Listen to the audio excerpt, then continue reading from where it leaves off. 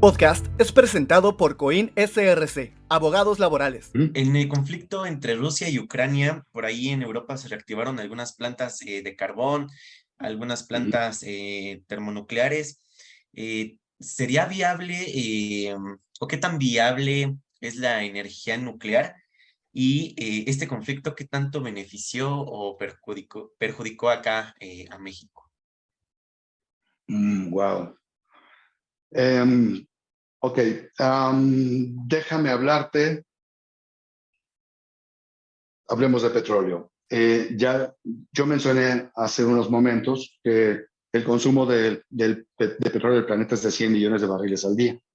La demanda y la oferta de este elemento es algo muy delicado, ¿no? Basta que le restes 2 millones de barriles a esos 100 para que los precios se disparen en todo el planeta, ¿eh? Si no se producen 100 millones, si en vez de eso se producen 98, el precio del barril va a subir y alguien se va a quedar sin su petróleo, ¿sí?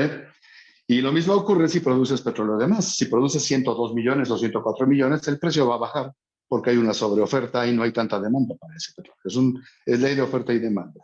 ¿Qué pasa con el conflicto de Rusia con Ucrania? Bueno, pues Europa Occidental, no es una región que se caracterice por tener grandes yacimientos de petróleo o de gas natural, ¿no? Son economías desarrolladas que, además de donde el clima es hostil y necesitan calentarse en invierno y refrescarse en los veranos, ¿sí? Necesitan energía para poder seguir desarrollándose.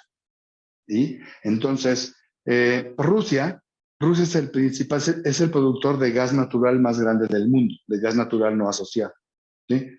Tiene un par de compañías muy importantes. La más importante de ellas es Gazprom, que es una compañía estatal, como Pemex. Ahora, el 40% de la producción de Gazprom, ¿sabes a dónde va? Va a Europa, ¿no? Se va a Europa.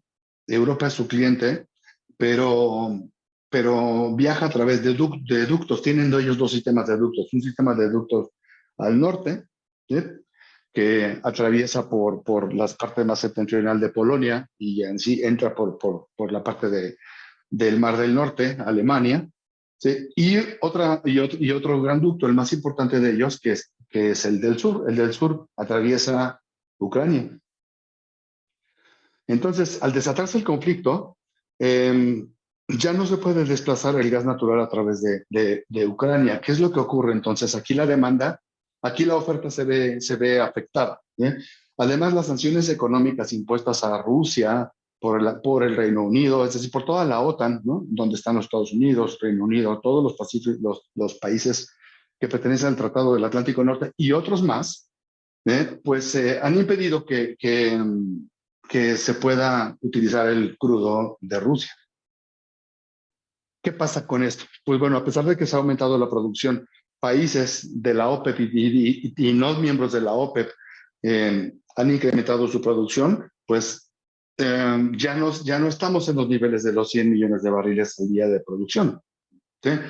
Además, no olvidemos que la economía mundial se está recuperando apenas de la pandemia, pero todavía no alcanza su punto óptimo de recuperación. ¿Qué es lo que ocurre? Pues al ser el crudo escaso, ¿sí? En el mundo, su precio sube.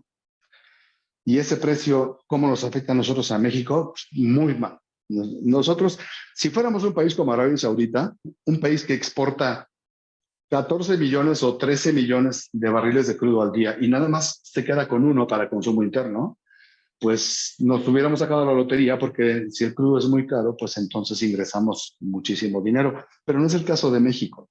México solamente exporta 600,000 barriles de crudo al día, pero tiene que importar combustibles. Y él importa más del doble de barriles de combustible ya procesado que el crudo que exporta. ¿Y sabes qué pasa con el combustible? Que lo tienes que pagar al precio de referencia internacional, ¿no? Y el principal componente del costo del combustible pues es el costo del barril, ¿no? De referencia internacional.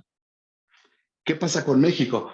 Pues si nosotros tenemos que comprar el combustible, en muchas ocasiones incluso la gasolina magna que tú cargas en tu coche, la gasolina premium que a ti que te surten en una estación de servicio, puede estarle costando al Estado mexicano incluso más de lo que a ti te lo están vendiendo en realidad, ¿sí?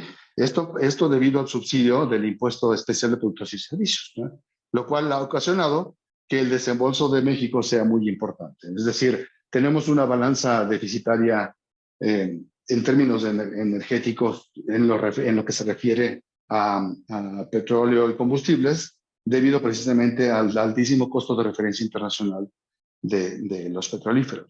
Y eso es muy perjudicial para México. Entonces, sí, la pregunta es, ¿Rusia a Ucrania nos ha afectado? Sí, sí, y mucho. A México le ha costado miles de millones de dólares este conflicto y nos va a seguir costando.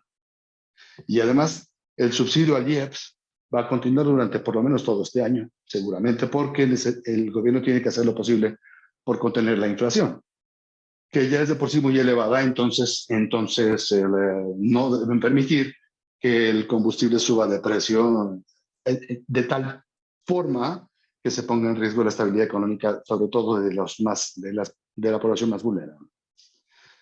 Eso es lo que está ocurriendo en el mundo. ¿Qué otra parte de la pregunta me salté? Creo que, pues básicamente es eso. Quizás China-Taiwán, pero China-Taiwán no será lo mismo que Rusia-Ucrania. No, China no va a invadir Taiwán. Taiwán pertenece a China, ¿no?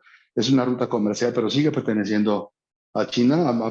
Tiene un carácter desconcentrado, pero sigue siendo China. Nadie invadiría su propio país, ¿no? Entonces, no creo que ocurra nada muy importante en este contexto de China-Taiwán, a no ser que empiecen a salir por allí sanciones muy importantes que además que perjudiquen una ruta estratégica comercial tan importante como son los puertos del sureste asiático. Perfecto.